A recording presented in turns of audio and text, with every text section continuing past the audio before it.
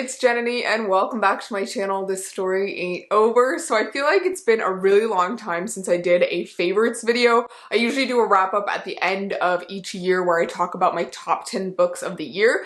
But I feel like I haven't talked about my all-time favorite books in a really long time. I've done a few of them in the past. I have a video on my all-time favorite series and my all-time favorite standalones, and I have another one on my favorite fantasy books, YA fantasy books. But I feel like with my reading taste having changed a lot in the past couple of years, I thought it was high time to redo a favorites video. So today I'm going to be talking about my top 25 favorite standalone books of all time. So these books range from memoirs to fiction, literary fiction, fantasy, sci-fi, like literally everything you can think of, but they are all standalone. So none of these are part of a series, because if I included series in my favorites videos, then this would be like super long. And the reason for 25 books is because I recently turned 25 and it's definitely brought a new frontier of emotions, but I think it's interesting to examine how my reading taste is at this moment in time. So I wanted to encompass that with my age, so 25 books that I love right now. All of the books I'm going to be talking about today are conveniently stacked here, so I'm going to go through them one by one, and I'll try to make this quick to give you a high level view of what I think of these books and why they're my favorites and what you might enjoy about them.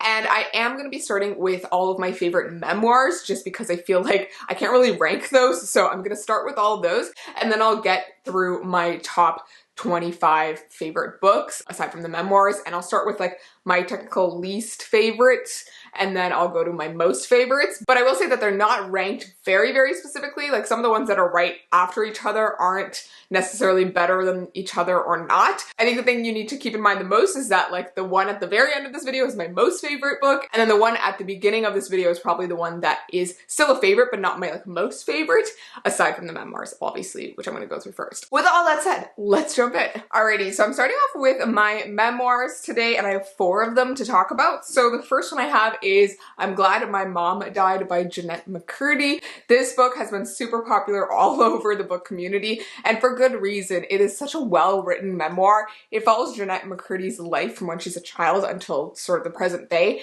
And if you don't know, Jeanette McCurdy was a child actress. She played Sam on iCarly and also on Sam and Cat with Ariana Grande. And this book was just such a well-written memoir, and I listened to the audiobook the entire time, and it was just so compelling to hear her story and shed light on this situation that is very common for child actors, and also just talking about the abuse and trauma that she experienced through her mother and the very complicated relationship she had with her mother. She both loved her mother but also hated her in a sense for all of the abuse that she put her through. This is definitely a triggering book, but I think a really valuable story, and I was just captivated by her writing. She does such a great job of taking her story that's actually quite heartbreaking and, you know, putting a relatable spin on it and also making it a little funny along the way. She has an incredible sense of humor that I totally appreciated. If you're a fan of memoirs and you love a little humor to them, if you want a really well narrated audiobook, then this one's a great one to pick up. The next book that I have is one of the first memoirs that I ever read, and it was so incredible and has me thinking about it to this day. That book is In Order to Live by Yeonmi Park, and this details her journey as a North Korean girl as she tries to get to freedom, and that leads her through China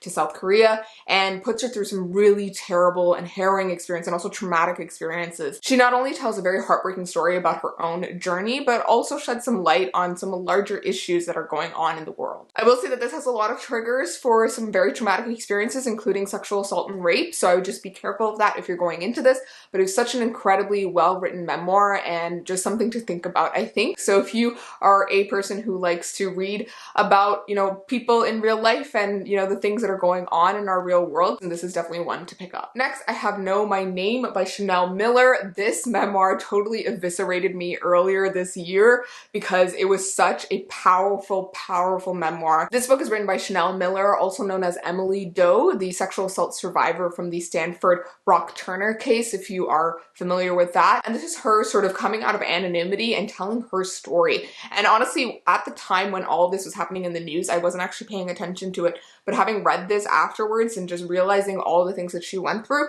and the way that she not only talks about her personal experience, but also just the general experience of sexual assault survivors and the trauma that they go through as they're forced to relive these experiences in court, I think is so, so amazing. And just the way that she talks about it, and also thinks about how women are forced to like make their way through the world when they are constantly put in danger and through these double standards. I think it's just so interesting the way she talks about it, and I absolutely loved every moment of this. I found myself like crying so much while reading this, so it was definitely a really powerful read and really affected me in a lot of ways. And honestly, I think this is just a book for everyone. Everyone should read this and understand the trauma that these women go through and understand why this is such a big issue. The last memoir that I have to talk about today is a personal favorite of mine. I personally related to it so hard, which is why I love it so much, and that book is You Can't Be Serious by Kal Penn. I've been following Kal Penn as an actor for a really long time now. I loved him in How I Met Your Mother and also in House, and he's done a lot of other really cool roles and upcoming ones as well.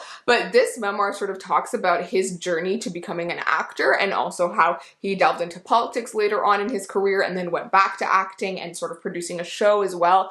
And what I loved about this memoir was him talking about his experience as a brown man, as a South Asian person trying to make his way in Hollywood. And I found it so relatable because he talks about like the expectations that his brown family had upon him and how, you know, Hollywood was never what they wanted for him and how it was really difficult to get roles as a brown person when like most of the roles were made for white people. And I think it was just such an interesting read and so relatable and fun, and he is a hilarious storyteller, by the way. If you are going to read this one, I do recommend the audiobook because he narrates it himself and he's a fantastic like narrator. So yeah, I just love this overall and really related to it on a personal level, so that's why it's one of my favorites. Alrighty, now that we're done the memoirs, before we get into the rest of the books on this list, I did want to talk a little bit about the sponsor of today's video, which is Aardvark Book Club.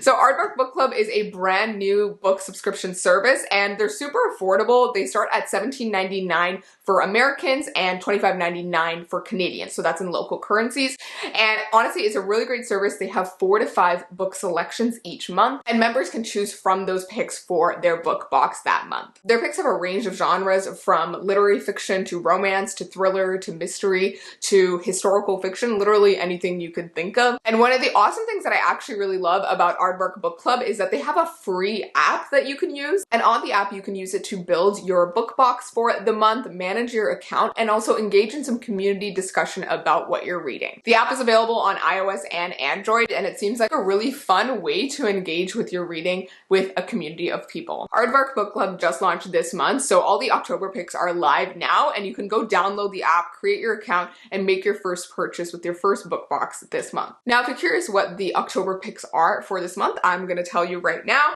So the first book I have is The Night Ship by Jess Kidd. This one is a coming-of-age historical fiction that's based off of a real-life shipwreck from 300 years ago. It starts with that event, and then 300 years later, another character happens upon the same island. The second pick that I have is Ithaca by Claire North. This one is very much like those Greek mythology retellings, but this one focuses on the women of Ithaca, which, if you didn't know, is the home of Odysseus from the Odyssey, so that's the context there. The next book is The House in the Orchard by Elizabeth Brooks, and this one sounds like a really fun Gothic fiction. It's set in 2 different timelines, one in the 1800s and one during World War II. And the story begins when this World War II widow inherits this English estate, and she happens upon the diary of this young girl who used to live there. And then the final pick that I have today is The Marsh Queen by Virginia Hartman, and this one is a bit of a mystery, crime fiction, literary fiction. If you're a fan of Where the Crawdads Sing, then this one might be for you. It follows a young Washington, D.C. artist who has to face her past and some secrets in Florida's lush swamps and wetlands. All those books sound absolutely fantastic, and I'm so excited for Aardvark Book Club as a new book subscription service, and I love that they're available in both US and Canada from the get-go. I definitely think you guys should go and check them out, at least download the app and see what's up, and I'll leave the link for that down below. Thank you so much to Aardvark Book Club for sponsoring this video, and now let's get back to the 25 standalones that are my favorite books right now. All right, next up I have Days of Distraction by Alexandra Chang, and this one became a favorite of mine when I read it last year, I think, in the winter. This one is a bit of a memoir, a bit of a fictional story. It is based off the author's real life, but has some creative liberties taken to it. And what I love about it is that it's written in a really interesting format. It confronts the main character's Asian identity and also her kind of sense of ennui as she's going through her 20s and trying to figure things out. And it also talks about our relationship with tech and social media, which I found really interesting. And I think what was really fun about this book for me was that it was just really relatable as someone in their 20s, and you are following the main character's sort of mental journey as she starts out as a tech writer in Silicon Valley, really sort of unsatisfied with her life, and she ends up moving to New York for grad school and is going through this like whole change, and she has a relationship as well that's going on, and she's also confronting her identity in a new way. This one does have some interesting pacing to it, but I feel like it adds to the overall story, so overall this one was a great one for me. The next book that I have is An American Marriage by Tyree Jones. I read this earlier this year in the summer and absolutely fell in love with it. It is a quite quick read, I think, and the main focus of this book is a American marriage, as the title says. It follows these two young Black people in America who are married, and a situation occurs where the husband is wrongfully imprisoned for a crime he didn't commit, and so the two of them are separated for many years, and the book sort of follows their relationship as all this time passes and how this situation affects their relationship. And I think it was just such an interesting book and just really was rooted in this idea of being an American marriage and how a lot of the things that happen to this couple are because of the state of America. And I think what I personally loved about this book was that it is filled with characters who are very flawed and very messy, and I think it just makes them such compelling people to read about. They by no means have the right answers or do all the right things, but I think they're just so human in what they do and how they express their emotions, and I just loved it for that reason. It was a beautifully written book and just so realistic. Next up, I have a personal favorite of mine, and that is Marriage of a Thousand Lies by S.J. Sindhu. I recently discovered this author. She is a Tamil-Canadian author. She's also lived in the US as well, and what I love about her writing is that it's just so relatable for me as a Tamil person. This book specifically follows a young gay Tamil woman who ends up in this sort of marriage of convenience with one of her best friends who is also gay in order to sort of hide her sexuality from her family and sort of appease them. And we are entering the book when she's been married for some time now, and she's returning home to find out that her childhood love is getting married, and she doesn't know how to deal with that emotion and sort of the idea that she's going to have to let go of this person. And I think it was just such a beautifully written book. It talks about her relationship with her mother and how complicated that is because of the way that her mother, you know, won't accept her sexuality and, you know, has all these expectations of the culture that they are from. And I just loved it so much. It was so relatable, so realistic, and really just a wonderful read if you're looking for one about like queer experience and also like POC queer experience. Next, I have a couple classics that are definitely some all-time faves for me and still favorites to this day. So the first one I have is Pride and Prejudice by Jane Austen. I don't think I really need to explain this one because it's a favorite for a lot of people, but I think I just love the way that Jane Austen writes, and specifically this book is just so well done. I absolutely love Lizzie's character in this book. She's very relatable as like a bookworm and just someone who, you know, wants to fall in love in her own way and, you know, doesn't want to settle. And another reason I just love Pride and Prejudice as a story as well is because it's a story of sisters also, and I have two sisters, so I definitely relate on that level as well. So yeah, if you're looking for a fun romantic classic, this is definitely one to pick up. On the flip side, if you're looking for a little bit of a dark and twisted gothic horror classic, then I highly recommend Jane Eyre by Charlotte Bronte. This has been a favorite of mine since I was like 15. I read this in grade 10 in high school, and I just absolutely fell in love with it for some reason. It was the first ever classic that I actually genuinely fell in love with without feeling like it was a chore to read it. Something about the writing style just drew me in right away, and I wanted to know more about Jane Eyre's life. It follows her from when she's a child and later into her life when she becomes a governess for this mysterious man named Mr. Rochester, who has like this young ward. And overall, it's just got really nice spooky bits to it and a bit of a romance, but also a lot of feminist elements to it, which I really loved. Overall, just like the gothic vibes I love, and I love the way that it's written as well. It's this very close first person narrative that just really gets you into the head of Jane Eyre. The next book that I have is An Absolutely Remarkable Thing by Hank Green. I absolutely love Hank Green as a person. He is also a YouTuber, TikToker, person on the internet who explains science to people. If you haven't heard of him before, go check him out. His brother is John Green, who you may know as the author of many young adult books that are very popular. And the two of them also started Crash Course, which you may be familiar with if you had a teacher put that on in one of your classes. But Absolutely Remarkable Thing is Hank Green's first ever novel, and I thought it was just such a well done story that tackles not only like some sci-fi themes and elements, but also talks about fame in a really, really interesting way. And I think I appreciated this one a little bit more because it came out around the time that my YouTube channel was getting a little bit bigger, and I started to see a lot of the themes that he was talking about and how sort of being on the internet and being a person on the internet can really affect your mind space. And it was just really interesting to follow the main character, April May, in this book, who has fame sort of corrupt her in an interesting way, but also the ideological things that this book tackles, especially when it comes to the sci-fi elements and how, you know, our society can get really polarizing about certain issues. And I just thought it was just such a fascinating read. So yeah, if you're looking for a book that will make you think about our place in the world, about fame, about, you know, society in general and how polarized we can be, then this is definitely a book to pick up. The next book that I have is a favorite of mine from when I was in high school, and to this day I still think about it constantly, and that book is Perks of Being a Wallflower by Stephen Chbosky. I read this book back when I was, I think, 14, like when I was in grade 9 of high school, and it just hit me in a way that I never expected. I had never, up to that point, really loved contemporary fiction, but reading this one, I related to the main character so hard. He is a character that is just going through a really tough time during high school, but I think something about the way that the book is told just pulls you in, feels like a little like hug, I think. The book is told through a series of letters that the main character is writing to this anonymous friend, and just the way that he describes his experiences is just so personal and like vulnerable, and I just loved it for that reason. I would recommend looking up the content warnings for this book just because it can be triggering for some people, but overall just a really beautifully written book and a really relatable one if you went through a tough time at any point in your like adolescence. This is definitely the one to pick up. Okay, so we talked about Hank Green, so now I have a John Green book, and that is Turtles All the Way Down. This is my favorite of John Green's books because it was the most relatable to me. This follows a main character who has OCD and a lot of like anxiety as well, and the parts about the main character's anxiety were just really, really relatable to me. This book follows our main character, Asa Holmes, and she is going through all these like mental health issues while also just trying to be like a normal teen in high school. And then there's this other like plot element of like this man who has gone missing and like a reward out to find him, and she and her friend are trying to like solve that mystery. But I think the mystery element is like totally side to the like, you know, literary contemporary aspect of the main character's mental health journey. And I think John Green is just such a beautiful storyteller. It has some really beautiful quotes that I just think about to this day. So yeah, I had a wonderful time reading this, and I think back on it a lot, and a lot of the quotes have just stayed with me through my life. The next book that I have is Yolk by Mary H.K. Choi. This is definitely a favorite YA contemporary of mine just because of how raw the story is told. It follows a very complex set of characters who are sisters, so it follows June and Jane, and specifically it follows the perspective of the younger sister, Jane,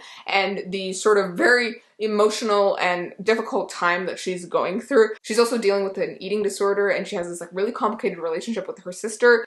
But when the two of them are sort of thrown together in this unlikely situation because of something June has done and because of something that she's going through, the two of them start to reconcile their relationship and sort of come to terms with it a little bit more. And what I loved about this book was that it confronted the main character's Asian identity and how that affects her world. It confronts her mental health, and it also talks about this like really complicated relationship between the sisters. And I found that so relatable because I also have sisters, so that aspect was just really nice to see on page. And yeah, overall this is just like a really heartbreaking but also like raw and like powerful YA contemporary. The next book that I have is by one of my favorite authors ever, and that is Sylvia Moreno Garcia, and the book is The Beautiful Ones. So if you're a fan of Pride and Prejudice, which I mentioned earlier in this video, then you'll definitely love The Beautiful Ones. It has a very similar type of concept with these characters trying to get into good matches and marriages, but this one has a little bit of a fantasy bent to it. It has characters who have these magical abilities, but I do feel like the fantasy element is very secondary to the character dynamics going on in the book, and specifically this book has 3 main characters to it,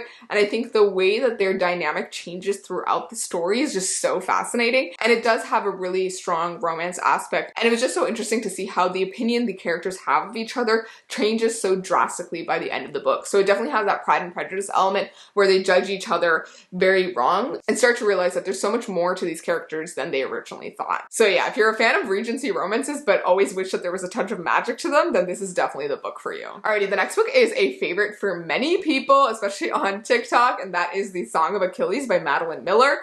I know this author has two books, so this book and also another one called Circe, and I know a lot of people who love Circe a lot better, but this one is definitely the one that I love. There's something about this story that just breaks my heart and just gets me every time. This book is a bit of a retelling of the classic Greek epic called the Iliad, and it follows the life of the hero Achilles, but rather than the very omniscient perspective that the epic takes, this book actually takes the perspective of Achilles' best friend and also part lover, Patroclus. And I think that perspective is what makes this book for me, because it's just so interesting to see the book from the perspective of someone who loves this hero, and also see how their relationship takes a role in a lot of the large epic things that happen in the story. I remember crying at the end of this book and just feeling all of the emotions, and I just love the way that it was written. It was just such a beautiful, beautiful love story. So if you're looking for something with some Greek mythology in it, if you're looking for a beautiful queer romance, then this is definitely the one to pick up. Next, I have The Vanishing Half by Brit Bennett. I read this one recently and was absolutely blown away by it. It is such a complex story,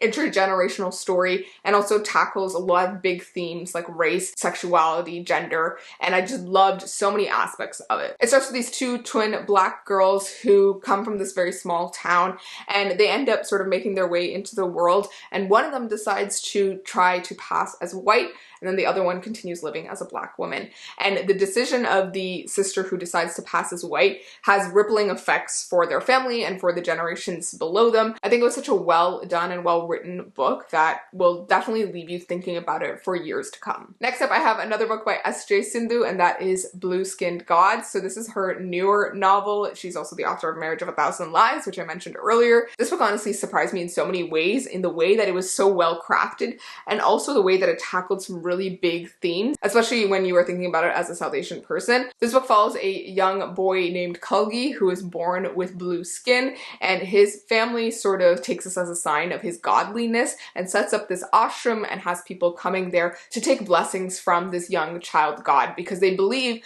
that he is the 10th incarnation of the Hindu god Vishnu. And so the book follows Kalgi as a young child in India, and then later into his life when he ends up journeying to the States and learning some very hard truths about his life. What I love about this book is that you empathize so much with Kalgi as a character, but you're also just seeing these other very complex characters go through his life and seeing just the interesting relationships that go on. I think the character dynamics are what impressed me the most about this book, and I was just so captivated the entire time while reading this. I feel like an essay could be written on every single character in this book and every theme in this book as well, because it was just that well crafted. So yeah, I definitely want to reread this at some point and just think even further about the themes that are explored. So if you're looking for something that will make you think, this is definitely the book to pick up. The next book is one that I talk about all the time, and that is The Stationery Shop by Marjan Kamali. This is a heartbreaking, sort of tragic love story, star-crossed lovers situation. It's very much like The Notebook, but it is set across, multiple timelines and starts in 1950s Iran, following this young couple who fall in love and send these letters to each other through this stationery shop. And they are pulled apart for reasons that I won't name now, but they are living in a world that is overcome with revolution and, political upheaval. And they later on move to different parts of their lives, and it follows mainly the main girl character and the later parts of her life as well. And it also deals with themes of motherhood and mental illness, and I honestly just thought it was such a well done story that tackles really big themes while also keeping it very character driven and making you empathize with these characters who just want to be together and have loved each other for so long. The next book that I have is a new favorite of mine that I just was so astounded by because I did not expect to love it this much,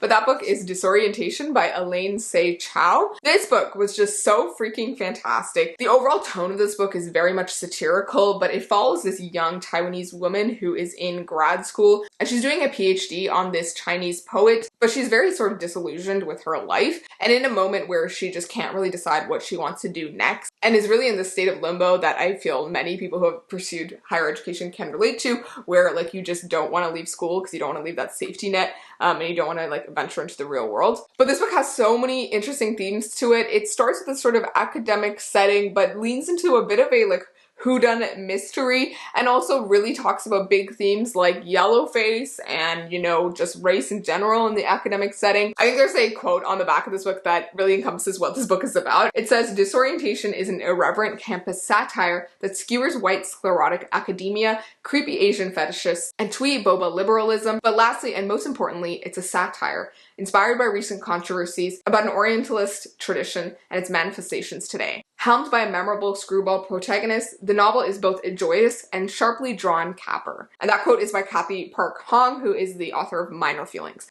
But yeah, overall, that quote I feel like sums up everything in this book. There's just so much to it, and it's definitely like a wild ride while reading this. I feel like not many people know about this book, so I just want more people to read it because it was honestly fantastic. Alrighty, the next book is The Southern Book Club's Guide to Slaying Vampires by Grady Hendrix. This book I discovered last year, and I'm honestly so grateful that I picked it up because I've never loved a horror book the way that I love this book. This book is basically Dracula versus your mother. That is a concept that it sort of executes in a really hilarious, satirical, and just wonderful way. If you love horror with a hint of humor, this is definitely the book to pick up. This book is set in the 1990s in Charleston and follows this woman named Patricia Campbell, who is a mother and part of this close-knit group of other mothers who are just like trying to uphold societal values of the 90s. But when this mysterious stranger comes to town, everyone is sort of captivated with him, including Patricia at the beginning. But when some children around town start going missing, Patricia starts to realize that maybe the stranger has something to do with it. And there are definitely vampires in this, and it's honestly so much fun. I think this book does a really great job of providing a lot of social commentary through the metaphor of the vampire, and it was just honestly so well written and just such a fun read. It really puts you through the ringer, and you really want the main character to succeed, and yeah, I just loved it so much. Dracula versus your mom. That's a concept. It's so much fun. I highly recommend it. Alrighty, we are on to the top 5 of this list of my favorite standalones as of right now and of all time. So at number 5, I have Mexican Gothic by Silvia Moreno Garcia. This will never cease to be one of my favorite books because it's just so well written and just honestly one of the best Gothic horrors I've ever read. I personally love Gothic horror as a genre in general, so yeah, this is definitely a very personal favorite of mine. I can see how some people wouldn't love this. It's definitely very creepy and spooky. This is set in 1950s Mexico and follows our main character Noemi. She starts to receive these weird letters from her cousin who has recently married this like English lord who owns this estate in the Mexican countryside. And so she decides to go to that manor house to investigate and see what's up with her cousin because she's been saying that like her husband's trying to kill her and that the house is haunted and that there are people walking through walls and all this crazy stuff.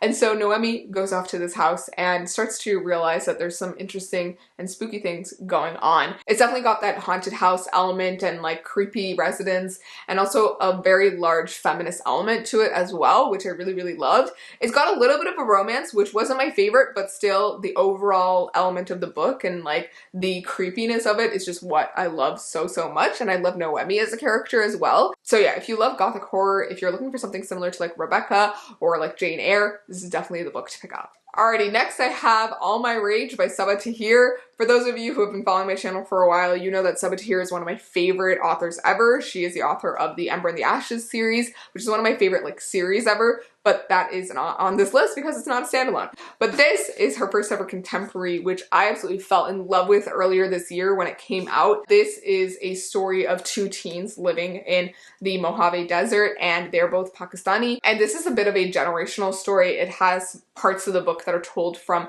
one of the mothers in the story and her sort of journey from Pakistan to America. And what I love about this book is that it's both a really gorgeous sort of star-crossed lovers story about these 2 teens, but it also delves a lot into what it means to be an immigrant in America and sort of the idea of the American dream, and also generational trauma as a theme as well. And it was just so, so well done. I felt so much for the main characters and, you know, the struggles that they go through. And they do make some dumb decisions as teens and, you know, kids in YA tend to do, but I think they were just such endearing characters and you just wanted the best for them and you feel so much empathy for them that it was just a beautiful and heartbreaking read. If you're looking for a YA contemporary to just like steal your breath away, this is definitely the one to pick up. Alrighty, at number 3, we have a book that I read very recently and just absolutely fell in love with. And I honestly wish I had read it sooner because I know a lot of people love this one. So that book is Pachinko by Min-jin Lee. This book is an intergenerational story that follows this one Korean family from the early 1900s up to almost our present day.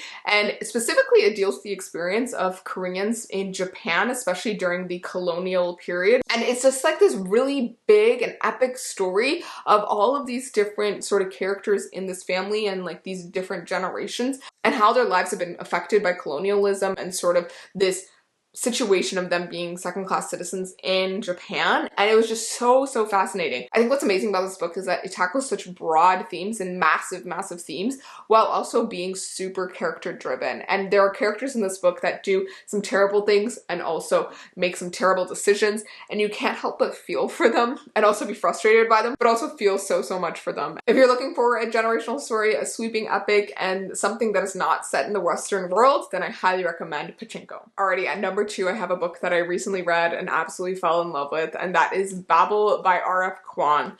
This book is just such a freaking masterpiece and so well researched and well thought out and just so well written as well. I have been a fan of R.F. Kuang's books before. She has a whole series that is just one of my all-time favorites, but this book is a standalone, and it is a book that is both historical but also very present, and it's also a bit of a fantasy as well. It's set in the 1800s and it talks a lot about British colonialism, and it's set at Oxford and in this fictional department of translation. This book follows our main character Robin, who is this young Chinese boy from Canton who is sort of plucked from there by this mysterious professor Level, and he brings them to London to be groomed to become a student at Oxford and be part of this translation department. And this book talks a lot about translation as a tool of colonialism, which I think is such an interesting theme. And it really talks about sort of the experience of people of color in academia, but also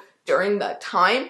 And it was just such a well-crafted book and so well-researched, I think. It talks about, you know, translation, etymology, it talks about violence and how that can be necessary for revolution. And it just has all of these really big themes. It's interesting in the way that it takes this historical idea and setting and imbues it with these magical elements that have a really big effect on the like historical, you know, events that happen. I can't really explain this book properly because I'm still blown away by it, but it's honestly so good and just such a masterpiece of a book. And I can't even imagine another book that is like this well thought out and like full of depth. I think if you're a person who really loves history, if you're a person who wants to examine the evils of colonialism, if you're a person who loves a touch of magic in your books, then this is definitely the book for you. Go read it now because it's just so fantastic and definitely something that will get you thinking a lot. Alrighty, and the final book on this list, my number 1 favorite standalone as of right now, which will come as no surprise to anyone, is Kaikeyi by Vaishnavi Patel.